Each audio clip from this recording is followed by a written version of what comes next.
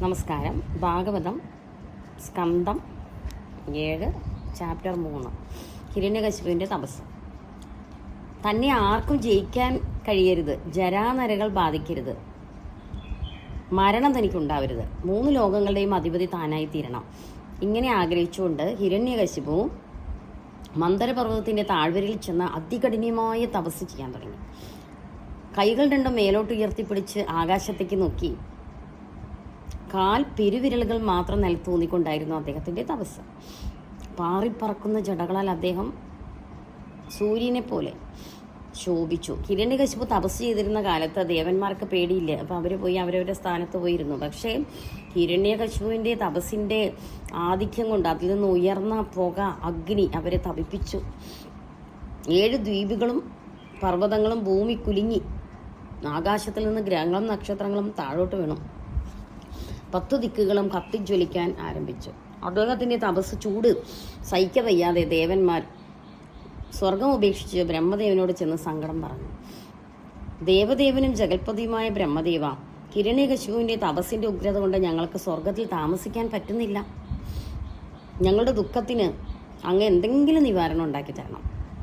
അങ്ങേ ആരാധിച്ചു വരുന്ന 3 ലോകങ്ങളും ഹിരണ്യകശിപുവിൻ്റെ തപസ്സിൻ്റെ ഉഗ്രത കൊണ്ട് നശിക്കുന്നതിന് മുമ്പ് എന്തെങ്കിലും ഒരു പ്രതിവിധി കണ്ടേ മതിയാവൂ. ഹിരണ്യകശിപുവിൻ്റെ തപസ്സിൻ്റെ ഉദ്ദേശം സർവജ്ഞനായി അങ്ങേക്ക് അറിയാം. എങ്കിലും ഞങ്ങൾക്ക് മനസ്സിലാക്കാൻ തക്കവിധം അറിയിക്കാം. ബ്രഹ്മാവ് ചരാചരങ്ങളായ ലോകങ്ങളെ മുഴുവൻ സൃഷ്ടിച്ച് ഉത്കൃഷ്ടമായ സത്യലോകത്തിൽ താമസിച്ചു വരുന്നു. അത് തപസ്, യോഗം, സമാധി എന്നിവയുടെ പ്രഭാവം കൊണ്ടാണല്ലോ. വർദ്ധിച്ചു വരുന്ന തപസ്, യോഗം, സമാധി എന്നിവ കൊണ്ട് ഞാനും ബ്രഹ്മാവിനെ പോലെ ആവണമെന്ന് പറഞ്ഞിട്ട് തപസ് ചെയ്യണം. തപസ്സിന് വേണ്ടി ഞാൻ എൻ്റെ അഭീഷ്ടം സാധിക്കുന്നുണ്ട്. അധികാരം കിട്ടിയാൽ ഞാൻ ബ്രഹ്മാവിൻ്റെ സൃഷ്ടികൾ ഇപ്പോഴുള്ളതിനേക്കാളും വിപരീതമായി തീർക്കും. അധർമ്മത്തെ ധർമ്മമാക്കും, ധർമ്മത്തെ അധർമ്മമാക്കും, സ്വർഗത്തെ നരകമാക്കും, നരകത്തെ സ്വർഗമായും പുണ്യത്തെ പാപമായും പാപത്തെ പുണ്യമായും ഇങ്ങനെ എല്ലാത്തെയും ഇന്നത്തിൽ നിന്ന് വിപരീതമാക്കി തീർക്കണം. വിഷ്ണുവിൻ്റെ വൈകുണ്ഠ ലോകത്തിന് പോലും കൽപ്പകാലം കഴിഞ്ഞാൽ നാശമുണ്ട്. എനിക്കതൊന്നും കിട്ടിയിട്ട് കാര്യമില്ല. എനിക്ക് സർവോത്കൃഷ്ടമായ ബ്രഹ്മപദവി തന്നെ വേണം.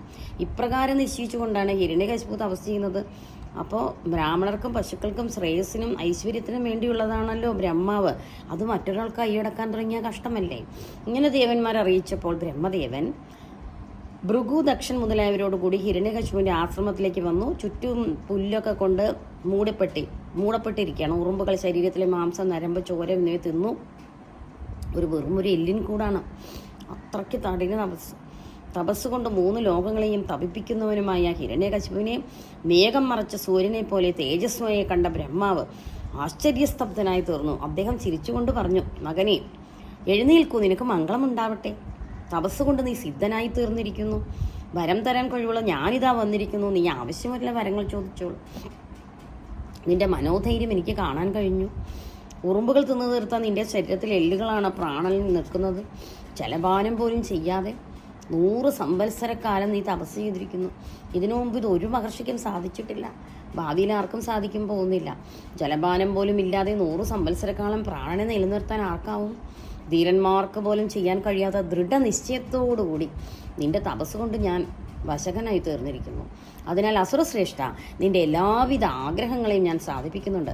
മരണധർമ്മത്തോടുകൂടിയ നിനക്ക് അമരനായ എൻ്റെ ദർശനം നിഷ്ഫലമാവില്ല. ഇങ്ങനെ അരുളി ചെയ്ത് ആദിദേവനായ ബ്രഹ്മാവ് ഉറുമ്പുകൾ തിന്നും വെറും എല്ലിൻകൂടമായി തീർന്ന അസുരൻ്റെ ശരീരത്തിൽ തൻ്റെ ദിവ്യമായ കമണ്ടലു ജലം തെളിച്ചപ്പോൾ അദ്ദേഹം ശരീരാവയവങ്ങളെല്ലാം പഴയതുപോലെയായി.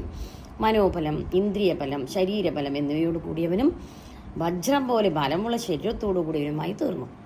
അതിശക്തനായ ഒരു യുവാവായി തീർന്ന ഹിരണ്യകശിപു മുളംകാട്, പുൽക്കൊടികൾ, വള്ളികൾ, ചെടികൾ എന്നിവയാൽ മൂടമറിയപ്പെട്ട പുറ്റിൽ നിന്ന്, അരണിയിൽ നിന്ന് അഗ്നി എന്ന പോലെ ചാടി എഴുന്നേറ്റു.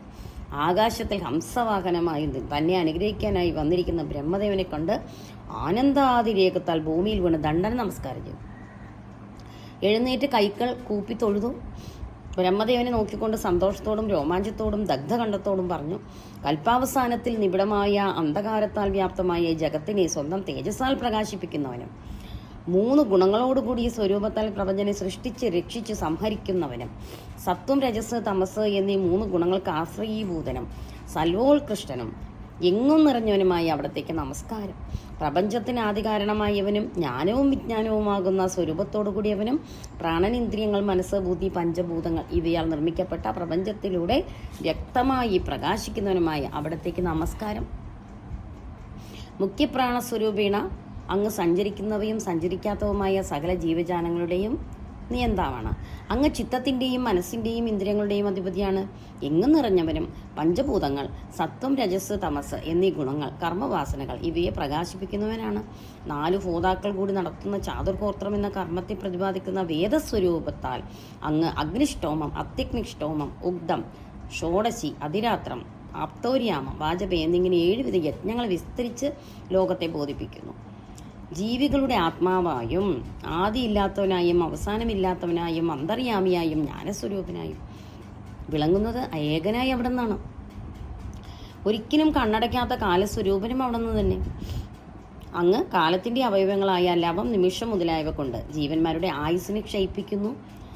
ജീവലോകത്തിൻ്റെ ആത്മാവും ആനന്ദപരിപൂർണനും ജന്മരഹിതനും പരമേശ്വരനും സർവത്ര നിറഞ്ഞവനുമായ അങ്ങ് നിർവികാര സ്വരൂപിയാണ്.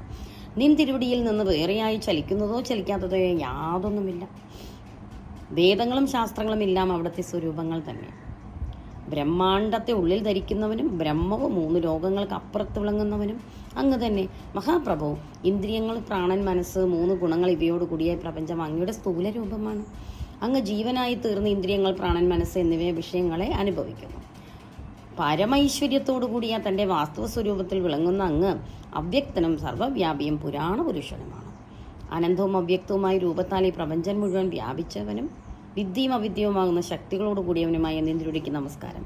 അവിടുന്ന് എനിക്ക് വരം തരാൻ ഉദ്ദേശിക്കുന്നു എങ്കിൽ സൃഷ്ടിയിൽപ്പെട്ട ആരും തന്നെ എന്നെ കൊല്ലരുത്. അകത്തും പുറത്തും വെച്ച് കൊല്ലരുത്. രാത്രിയും പകലും കൊല്ലരുത്. എനിക്ക് മരണമുണ്ടാവരുത്. പ്രജാപതികൾ രാത്രിയും പകലും ഇവരെയൊന്നും കൊണ്ട് എനിക്ക് മരണമുണ്ടാകാൻ പാടില്ല. പ്രജാപതികൾ മുതലായവരുടെ സൃഷ്ടിയിൽപ്പെട്ടവരാരും വധിക്കരുത്. ഭൂമിയിലും ആകാശത്തിലും വെച്ച് വധിക്കരുത്. മനുഷ്യരിൽ നിന്നും മൃഗങ്ങളിൽ നിന്നും മരണം സംഭവിക്കരുത്. ജീവനുള്ളവ കൊണ്ടും ഇല്ലാത്തത് കൊണ്ടും എന്നെ ആരും കൊല്ലരുത്. ദേവന്മാർ, അസുരന്മാർ, നാഗങ്ങൾ ഇവരിൽ നിന്നും മൃത്യു സംഭവിക്കരുത്. യുദ്ധത്തിൽ ആർക്കും എന്നെ തോൽപ്പിക്കാൻ കഴിയരുത്.